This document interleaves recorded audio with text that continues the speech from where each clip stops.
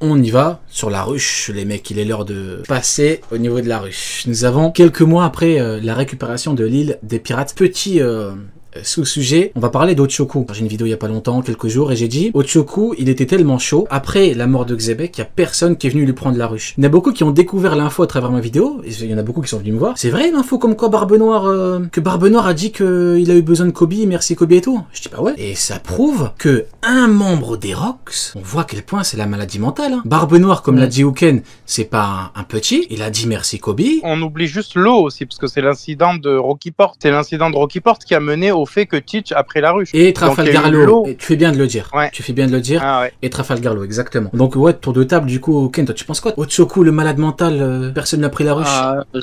J'en ai beaucoup parlé. Moi déjà, je peux pas le mettre niveau empereur, parce que s'il était niveau empereur, il ferait partie des 4 empereurs. Parce que si t'as la ruche et que t'as le niveau de Big Mom, bah... Si à l'époque, pour devenir Yonko, chacun a dû faire tomber un survivant de God Valley des Rocks, et ça serait logique vis-à-vis de Big Mom et de son monopole de la mafia par rapport à de Marlon. Marlon.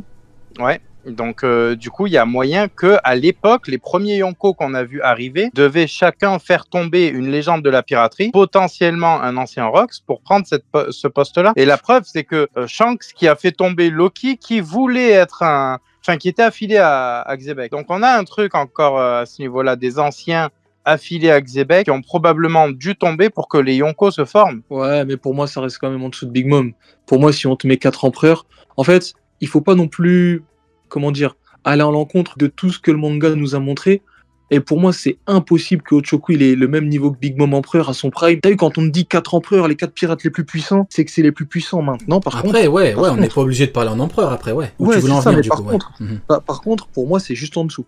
Si tu dois donner un niveau juste en dessous d'un empereur, c'est Ochoku. Plutôt d'accord pour moi. Moi, je l'appelle l'empereur sans couronne. Parce qu'en fait, il aurait pu, il y avait un niveau qui est un petit peu trop compliqué à atteindre. Mais ouais, je suis d'accord avec toi. Et puis, c'est pas pour rien que personne n'est venu le chercher, hein.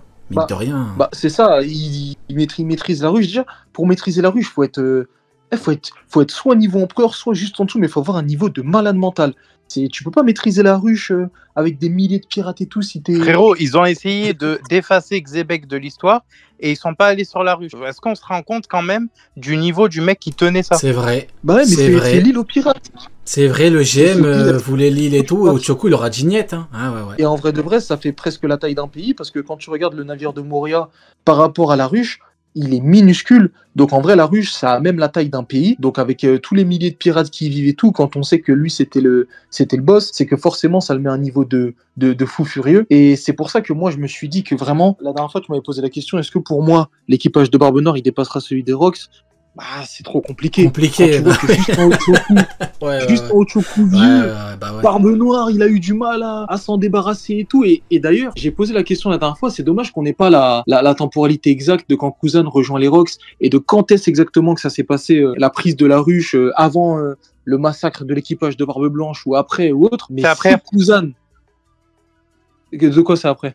C'est après, en gros, il y a d'abord la scène où le Gorosei dit le poste d'empereur, en gros, pourra être repris soit par Marco, soit par Teach. Puis tu as la guerre de la vengeance qui fait que Marco est éliminé.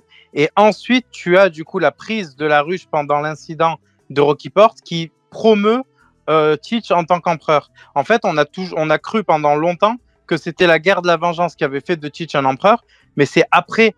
C'est la prise de la ruche qui en a fait un Yonko. Quoi, Kuzan, il est avec lui ou pas du coup? Bah justement, il y a un troisième problème, c'est que Kuzan, on ne sait pas exactement à quel moment il rejoint l'équipage de Barbe Noire. Mais si Kuzan aussi, il était présent... Je vais me pencher à Ochoku Hype là les mecs. Hein. Je vais me pencher sur le dossier. Hein. J'aurai ta peau Kuzan, gros bâtard. Mais qui veut le faire. Non, mais je vais... Ouais. S'il faut écrire à Oda pour un SBS, j'en ai rien à foutre, je vais lui demander. J'ai besoin de savoir si Kuzan est avec lui ou pas. Attends, Neil, dans ta temporalité, Kuzan, il était là ou pas? Ouais. Pour moi, Kuzan, il arrive après. Merde. En fait, j'explique. Pour moi, c'est le mec qui veut que le faire. Merde, Kuzan. Il est arrivé. J'aurais d'autres occasions de te chier dessus. Ouais. Il est arrivé après le titre parce que la mentalité qu'on a de Kuzan dans le film Z, le mec qui veut tout découvrir et tout, c'est celle qui fait qu'il a dit à Smoker, non, je n'ai pas changé. Et celle qui fait qu'on ne lui a pas donné l'occasion de découvrir les secrets du monde dans la marine. Donc, qu'est-ce qu'il a fait? Il a rejoint un Yonko. Il n'allait pas rejoindre un ex-Shichibukai. Il a rejoint un Yonko. Et c'est ce qui lui a donné les moyens d'obtenir plus d'informations sur pourquoi il a dû tuer des gens sur Ohara, pourquoi l'ordre a été donné. Ok, je vérifierai quand même la temporalité que tu me donnes. Ça m'étonnerait quand même, hein. Je rigole hein, pour le truc, je voulais chier dessus, je m'en fous, hein. On vérifiera. OPS, 1 an après Marineford, c'est la guerre de la vengeance. Mais encore après, t'as l'incident de Rocky Ford. Attends, mais donc du... Attends. Quand Barbe Noire est parti recruter Kuzan, il y avait tout l'équipage de Teach avec lui. Ouais. Ok, donc t'es en train de me dire qu'il a quitté la ruche sans laisser personne de fort la défendre? C'est ça que je me dis. La non, ruche, Kuzan est... justement, on a la réponse. lâche. On a la réponse dans le chapitre. Lâche ni lâche. Non, Kuzan, il était on a avec la lui. réponse. Arrête avec tes réponses. Écoute. Non. mais Ryu, On je a peux la passer. réponse dans le chapitre. Il y a la zone centrale qui est transformée en crâne après, c'est celle où vit l'équipage des Rocks. Et tous les pirates autour, dont ceux de Rocky Ford, disent il faut pas aller là-bas, c'est le quartier qui craint. Tu vois, donc il y a des pirates qui y vivent. Et d'ailleurs, on a vu ce con de Don Krieg sur la ruche. Mais t'es pas en train de... Mais tu débunkes pas le truc là. Moi je suis en train de te dire que il est parti avec tout son équipage. Pourquoi quand Garp est venu avec Kuzan et Shelio? Parce qu'en cas d'attaque, il y a 2 mecs qui peuvent te pull up. Et c'est ce qui s'est passé avec Garp. Tu vas pas me dire qu'il est parti, il a laissé toute la ruche. Mais justement, dis-toi que quand vous étiez en train de parler, je pensais exactement à ça. Je me suis dit, c'est pas possible que ça soit avant parce qu'il peut pas, enfin, il peut pas y avoir personne sur la ruche. Il y a un moment où on sait de source sûre qu'il avait déjà la ruche et où on a l'impression, c'est pas factuel, mais on a l'impression que tout l'équipage y va. C'est au moment où l'équipage de Teach y va sur Baltigo. J'ai l'impression que c'est un peu tout le monde qui y vont. Mais je suis pas sûr à 100% parce qu'on voit pas Valo Pizarro, tu vois. Il peut y avoir des mecs qui sont restés là-bas. Ouais, je sais pas, moi honnêtement, je me dis, il est parti. C'est bizarre là, quand Garp est venu, il y avait Kuzan et Shelio. Il y avait vraiment les deux. Ouais, j'ai vérifié pendant que vous parliez, on n'a pas l'information. On n'a pas l'information, là, on peut que supputer.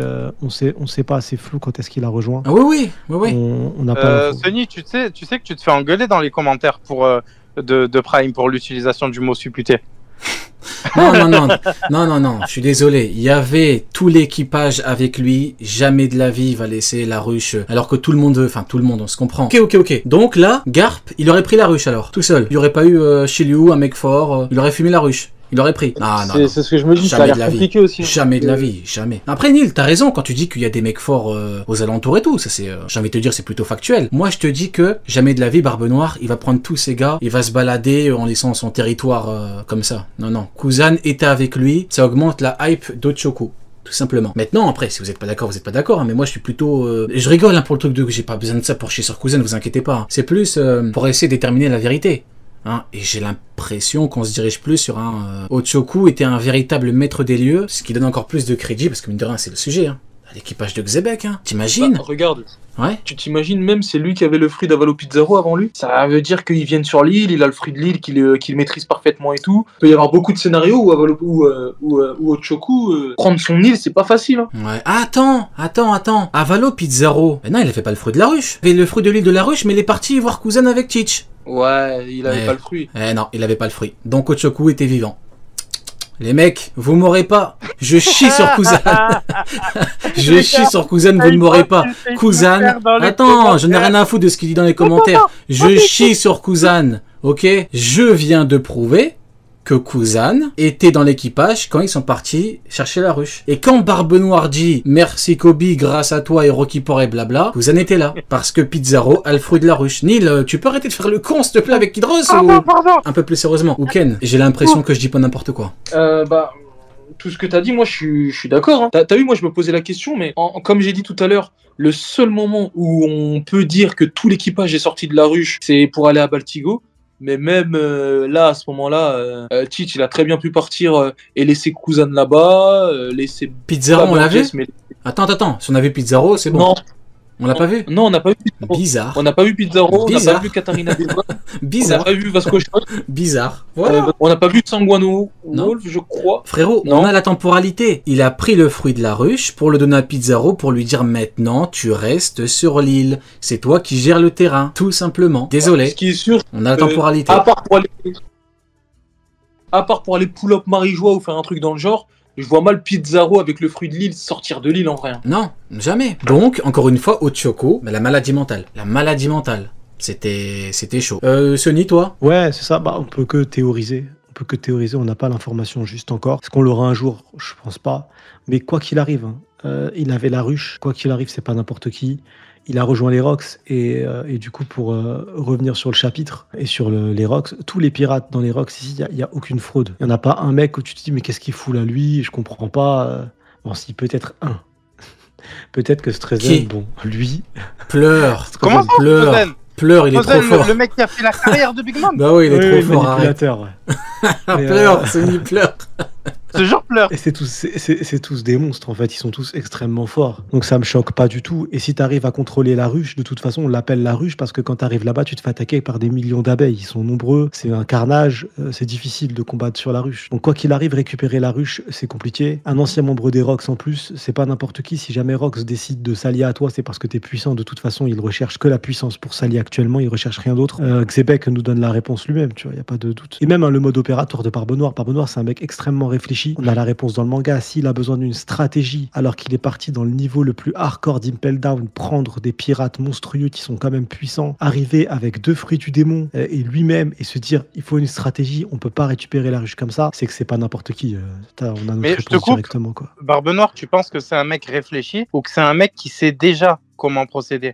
C'est-à-dire que pas par des instructions ou quoi, mais en gros, il a déjà vu faire et il a juste un modèle à suivre, tu vois. Non, je pense qu'il a pas vu faire parce qu'il a rejoint gamin l'équipage de Barbe Blanche. Donc même s'il a une information de sa mère, où il connaît une prophétie, où il est porté par un poids, le reste, ses choix, c'est lui-même, je pense. Donc pour moi, c'est juste un mec extrêmement intelligent. Ça le rend très dangereux. J'ai juste un petit problème avec ça. C'est le moment où il prend Bonnie en otage et qu'il dit à Kainu donne-moi un bateau et qu'après il est obligé d'abandonner sa position. C'est-à-dire qu'il y a des actions des fois de lui qui sont un peu impulsives, tu vois. Chaque stratégie marche pas parce qu'au final c'était un plan. Il s'est dit ils vont vouloir la récupérer, on fait un échange, on fait un troc, sauf que lui il savait pas qu'elle était aussi importante que nous on le sait. C'est un enfant finalement de chevalier de Tenryubito, voilà, plus simple. C'est un enfant de Tenryubito, elle connaît les amiraux. C'est pour ça qu'Akainu s'est déplacé personnellement. Il s'attendait pas à ce qu'un amiral se déplace pour ce troc là, et tuer un amiral à ce moment-là, c'est déclencher une nouvelle guerre, alors que son objectif, pour lui, c'est de récupérer la ruche et d'enchaîner un plan qui est bien plus vaste, devenir le roi donc du tu monde. penses que c'était pas impulsif, que c'était réfléchi, mais que juste il s'attendait pas à l'importance de comme de nous, Bonnie. À ce moment-là, on pouvait pas savoir que Bonnet, c'était nous ce que c'est sûr. c'était, quoi. Mais ma question non c'est plus, plus en mode, pour toi, il est pas impulsif en gros. Non, il est réfléchi de fou, tout est calculé, même le fait de devenir Shichibukai, tout était calculé, il s'en foutait du statut de Shichibukai, il en avait rien à foutre. Il avait juste un plan, stratégie, et là, devenir le roi, c'est que stratégique. C'est pour devenir le roi du monde derrière. Tout est stratégie pour lui-même, tu vois. Le move qui est aussi intelligent, c'est le move de se dire, je vais attendre après Wano une des îles pour récupérer l'héros de Poneglyph, en fait. J'ai pas besoin d'aller à Wano. Ils vont venir à moi. Tous ces moves sont réfléchis, comme aller chercher Pudding, pouvoir lire l'héros de Poneglyph derrière. Tout est. Ouais, mais du coup, pareil, pensé, comment tu connais l'existence de Pudding, du fait qu'elle soit liée à la tribu des Trois Yeux, etc. Big Mom le sait. Big Mom a cette information, donc ça veut dire que cette information, elle est connue. Comment est-ce que Big Mom l'a su, cette information, on le sait pas. Mais Big Mom a cette information-là. Barbe Noire reste un personnage important dans l'univers de One Piece qui a lui-même son réseau d'informations en tant qu'empereur. Donc lui-même, si Big Mom a cette information, elle peut venir à lui également. Ok, bon. Du coup, voilà pour ça. Bon, ça a englobé Barbe Noire et Ochoko. On peut maintenant parler d'un nouveau personnage, a.k.a. Kyo, Yakuza, futur H d'argent. Là, le Kara Design, je vais le montrer, je vais screener, je vais vous montrer. C'est Zephyr, frère. Le Kara Design est totalement de fou, légendaire. Il est formidable, c'est magnifique. Ah ouais. Et pendant longtemps, on se demandait qui est H d'argent, parce qu'on nous avait parlé de H d'argent. Et là, on l'a enfin. Et surtout, nous avons une info, le rival de Shiki. Ouais. C'est... Et donc de Garp. Hein. Et donc de Garp, et donc de Roger. Et donc ouais, exactement, tout à fait. Rivalité Peace, Kyo, Yakuza, futur H d'argent, rival de Shiki. C'est une dinguerie, hein. Tout à l'heure, je faisais référence à lui quand je disais que l'équipage de Teach, il pouvait pas rattraper l'équipage des Rocks. Là, en fait, Oda, qu'est-ce qu'il nous fait ? Il nous met un H d'argent. H d'argent, il nous l'avait déjà mentionné par Sengoku, donc tu savais, même, c'est comme les Captain John et tout, moi je savais que eux, c'était des pirates très puissants. Parce que si Sengoku, il les mentionne, juste à leur nom, nous lecteurs, on se dit, Captain John, tout ça se voit que c'était... Après, il y a le rêve de Baggy aussi, tu savais que Captain John, ça allait être quelqu'un. Exactement, avec le trésor et tout. Ouais. Mais là, le fait que les randoms, ils flippent de lui, et qu'en plus de ça, on te dise le rival de Shiki, parce que Shiki, son niveau, il est pas approuvé. Shiki, on sait que c'est un monstre. Bon, il est pas à son prime et tout, on le sait tous, mais on sait que c'est un monstre. Et là, quand tu viens, tu dis, ouais, lui, c'est le rival de Shiki. C'est-à-dire qu'un mec, entre guillemets, random de l'équipage, c'est niveau Shiki à peu près. Je dis pas qu'ils sont exactement équivalents ou quoi, je rentre pas dans des débats, mais grosso modo, c'est un mec comme ça, un mec random, c'est niveau Shiki. Ah, mais l'équipage, il est trop fort. C'est une dinguerie. Et Tellement. en plus, c'est lui qui demande à rejoindre, et le narrateur, il te dit, les puissants, attirez les puissants.